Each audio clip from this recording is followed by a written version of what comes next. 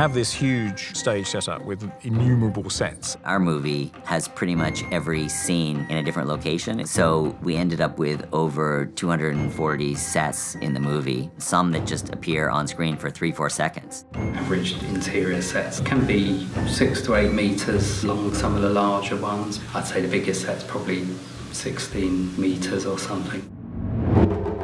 Once we have an idea of what we're doing, we had 2 great concept artists. Turlo draws all of his concept art on black paper. He drew a lot of the Trash Island landscapes. Victor drew a lot of concept art for things like the drones, the robot dog.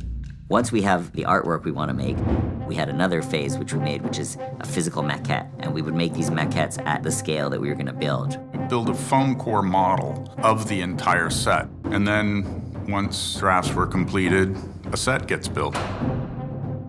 And there were 2 ways in which sets could get built. One is traditionally what you think of as carpentry and paint and that sort of thing. But then, because so much of it is a trash environment, our set dressing crew, led by Barry Jones, would oftentimes create sets kind of organically. It can't be too slick or polished. We shoot more real elements and combine them together rather than computer generating a lot of elements. You're shooting real things and you're having to match real things together. Just trying to find solutions to that from a very die-hard stop frame point of view can be very difficult. You don't think about it when you see it, but the techniques that were being used were really creative and like, how do I create this feeling? And you can see in this film in particular such a meticulous attention to detail in creating this world.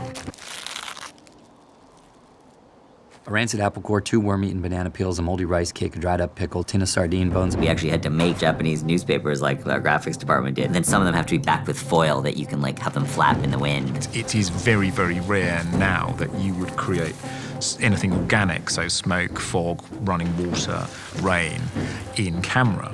But I think Wes is very committed to that thing. For the most part, all of the raw elements of this film, we're trying to build as much of it practically as we can. How do we create vast seascapes in camera? That's a very, very difficult thing to do. And think about how hard it is to create 3 maelstroms, 3 whirlpools out of cling film, the fire, the waterfall. You have an idea of what you hope it to be, and then it's 10 times better than that.